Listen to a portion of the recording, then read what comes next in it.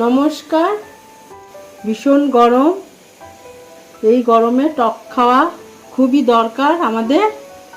তাই আজকে একটা কাতলা মাছের পাতলা ঝোল আম দিয়ে রান্না করব। সামান্য নুন দিচ্ছি, হলুদ দিচ্ছি। নুন হলুদটা মাখিয়ে 10-15 মিনিট রাখবো। 15 মিনিট হয়ে গেছে। এবার কড়াই চাপিয়ে দিয়েছি, কড়াই গরম হয়ে গেছে। সর্ষের তেল দিয়ে দিচ্ছি। তেল গরম হয়ে গেছে, একটু চারিদিকে কড়াইয়ে লাগিয়ে দিলাম তেলটা। এবার মাছগুলো কড়াইয়ের মধ্যে দিয়ে দিচ্ছি।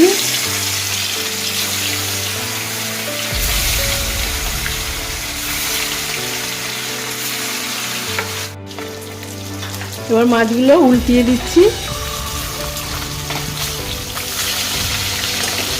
এক সাইড হয়ে গেছে, আর এক সাইড দিচ্ছি। মাছগুলো ভাজা হয়ে গেছে, আমি তুলে নিচ্ছি।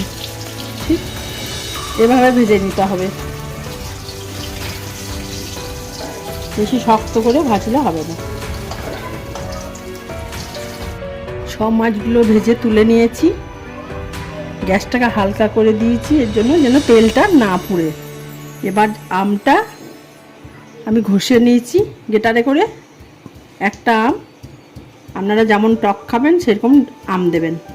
তেলের মধ্যে দিয়ে দিলাম। আমটা নেড়ে নিচ্ছি, হালকা আঁচ আছে। পরিমাণ মতো নুন দিয়ে দিচ্ছি। নুনটা দিলে গিয়ে সেদ্ধ হয়ে যাবে। নুনটা নেড়ে একটু ঢাকা দিয়ে দেবো। হালকা আঁচ করে ঢাকা দিয়ে দিলাম। 2 মিনিট পর ঢাকনাটা খুলছি, নেড়ে নিচ্ছি একটু। আমগুলো সেদ্ধ হয়েছে কিনা দেখছি, আর একটু সেদ্ধ হবে। একটু হলুদ দিয়ে দেবো।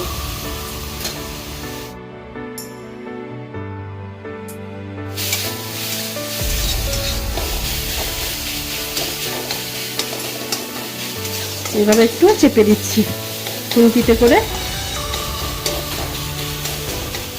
আবার একটু ঢাকা দিয়ে দিলাম, আবার ঢাকা খুলছি।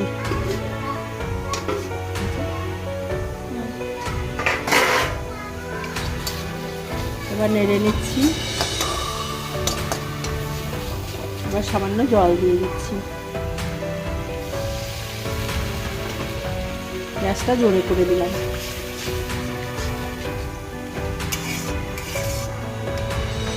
আর একটু জল দিলাম।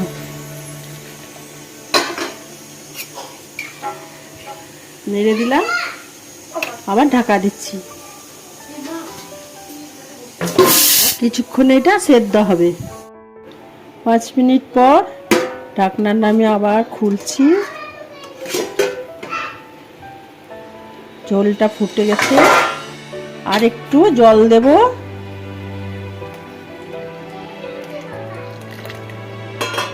ঝোলটা ততক্ষণ ফুটুক। হ্যাঁ, তার আগে আমি কি করেছি সেটা আমি বলছি। এখানে ধনে, জিরে আর মৌরি শুকনো খোলায় ভেজে নিয়েছিলাম, সেটা গুঁড়ো করে নিয়েছি শিলের মধ্যে। আপনারা মিক্সিতে করতে পারেন।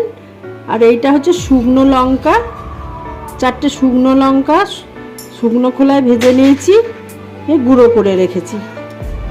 মাছগুলো ভেজে রেখেছিলাম, ঝোলটা ফুটে উঠেছে। মাছগুলো সব এর মধ্যে দিয়ে দিলাম। খুন্তার সাহায্যে একটু মাছগুলো সরিয়ে দিচ্ছি এদিক ওদিক করে।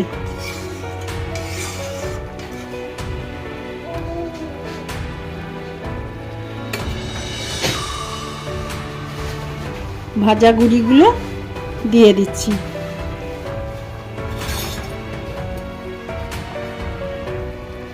পরিমাণ মতো ভাজা গুঁড়ি দিয়ে দিচ্ছি।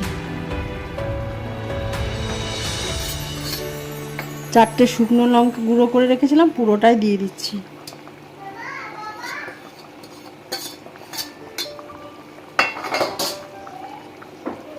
এবার হালকা করে নেড়ে নিতে হবে।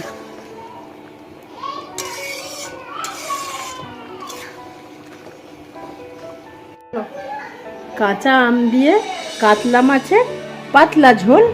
আপনারা আমি যেমন রান্না করলাম সেইভাবে রান্না করে একটু খেয়ে দেখবেন, কেমন হয়েছে কমেন্টে জানাবেন।